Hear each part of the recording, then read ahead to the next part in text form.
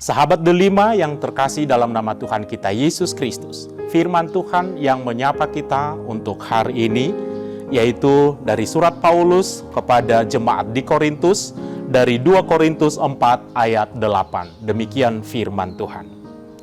Dalam segala hal kami ditindas, namun tidak terjepit. Kami habis akal, namun tidak putus asa. Demikian firman Tuhan. Saudara-saudara yang terkasih dalam nama Tuhan kita Yesus Kristus, adakah saudara pernah atau sedang mengalami yang namanya kesulitan? Adakah saudara pernah terbeban dalam kehidupan ini? Sebagai manusia, jawaban kita pasti pernah. Pertanyaan berikut, bagaimana kita dalam menghadapi kesulitan tersebut? Dalam hal ini, Rasul Paulus mengajari jemaat di Korintus dan juga menasehatkan kepada kita bagaimana kita sebagai orang beriman dalam menghadapi tantangan, dalam menghadapi kesulitan dan beban pikiran. Sebagai orang beriman, kita tentunya diajarkan untuk tidak pasrah diri, untuk tidak mengandalkan akal dan pikiran dalam menghadapi masalah itu. Sebagaimana halnya Paulus, Rasul Kristus, dalam memberitakan firman Allah, juga menghadapi yang namanya kesulitan. Bahkan kesulitan itu dikatakan jauh lebih besar dari apa yang kita hadapi. Dikatakan di sini, dalam firman Tuhan, dalam segala hal kami ditindas. Artinya, Paulus dalam memberitakan firman itu menghadapi tantangan besar, bahkan sampai tertindas dalam kehidupannya. Dia juga dalam menghadapi kesulitan itu, satu hal yang dia tahu, tidak terjepit.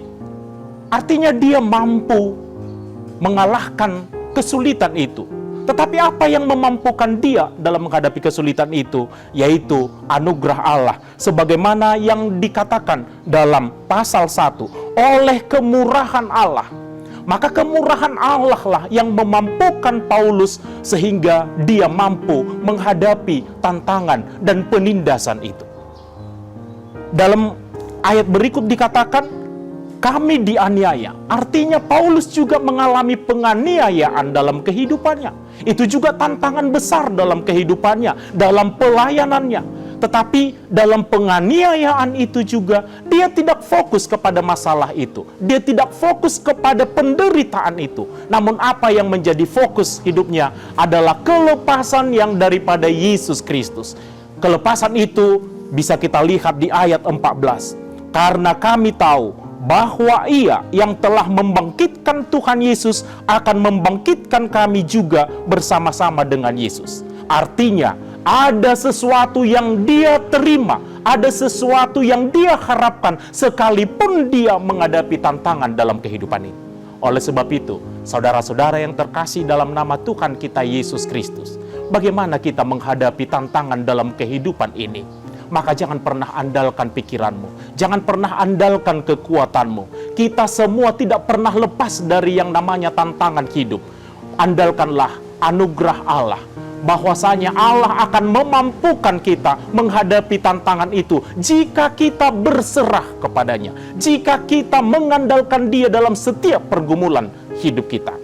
Maka firman Tuhan saat ini mengajari kita untuk tetap kuat, tetap semangat dalam menjalani hari-harimu. Sekalipun menghadapi tantangan bersama Yesus, pasti kita mampu melalui dan melewatinya. Dan ingatlah bahwasanya Tuhan telah menyediakan sukacita besar bagi orang yang berpengharapan kepadanya. Amin.